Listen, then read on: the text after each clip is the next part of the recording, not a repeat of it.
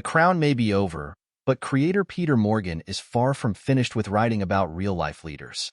His new play Patriots, now playing on Broadway's Ethel Barrymore Theatre after a run in London's West End last year, seeks to chart the rise to power of one Vladimir Putin. But while the Broadway production boasts creative stage design, it fails to provide useful insight into the politics of post-Soviet Russia. The primary protagonist of Patriots is Russian oligarch Boris Berezovsky, Michael Stuhlbarg, who played an important role in elevating Putin from no-name functionary of the security services to president for life, and lived to regret it. It's nice to see Stuhlbarg get such a meaty lead role after years of scene-stealing supporting turns in movies like Call Me by Your Name, but Morgan's fiery dialogue isn't always a perfect match for the actor's finely tuned skills of observation and reaction. He starts yelling very early on in the play, and rarely stops for the rest of the nearly 3-hour runtime, which makes for a monotonous performance. It doesn't help that the first act of Patriots is told non-chronologically, a choice made even more baffling by the fact that the second half has a clear, linear progression. This is the kind of historical narrative that should have a snowball effect, as a character's personal choices slowly accumulate alongside sociopolitical shifts until it all builds toward an unstoppable sense of tragedy. Instead, the disjointed structure makes it hard for Stuhlbarg to build momentum in his performance, or for the audience to track the progression of cause and effect. Will Keane, by contrast, strikes a nice balance between playing Putin as a comical buffoon elevated way above his station and a ruthless power grabber who makes the most of the presidential office once he achieves it. Keane has been playing Putin since Patriots' original run on the West End, which may explain why he seems more comfortable in the role than Stuhlbarg, who is stepping in for original star Tom Hollander.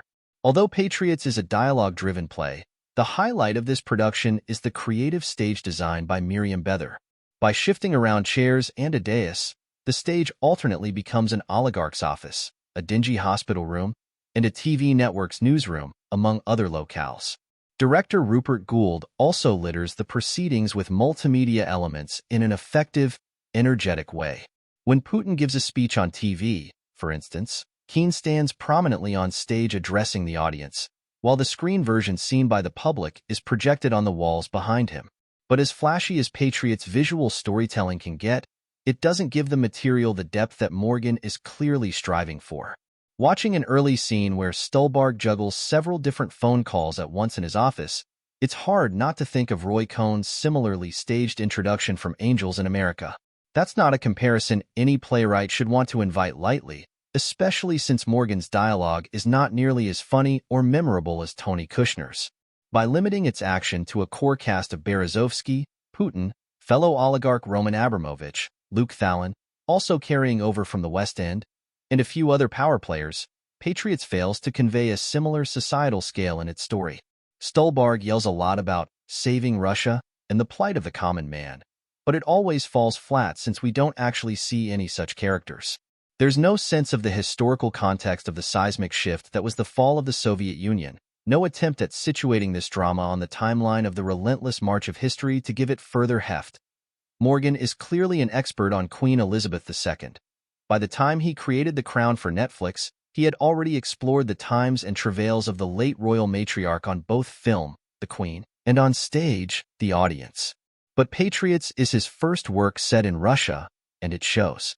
There's nothing inherently wrong with an artist tackling different subjects, but it's not clear that the playwright actually understands the historical dynamic of his narrative. Patriots often describes Russia as an alien land with immortal problems, but Putin didn't become the country's president and force behind the current bloody war in Ukraine, solely because Berezovsky gave him a push behind the scenes at a crucial moment. Oligarchs seized upon the power vacuum left by Soviet dissolution in a rapacious fashion, gobbling up formerly public assets and charging ordinary Russians exorbitant prices for products they didn't need and services they used to get for free. That is a bigger part of what made the country willing to accept an authoritarian leader who promised to bring predatory businessmen to heel. These facts are present in the script, but are ignored or scoffed at in favor of personal drama. Slathering the production and its marketing with the communist hammer/sickle logo and red/yellow flag of the Soviet Union also indicates a failure of historical context. Why is such iconography relevant to a story whose most important action takes place after the fall of the Berlin Wall? For the last 30 years, the Russian flag has been red, white, and blue. Maybe that doesn't seem scary or alien enough to Broadway audiences, but it's the truth. Modern Russia's problems stem not from differences with the capitalist economies of the United States and the United Kingdom, but from their similarities. But the play is more interested in perpetuating outdated iconography and othering Russia, rather than seeking meaning in its parallels to our own lives.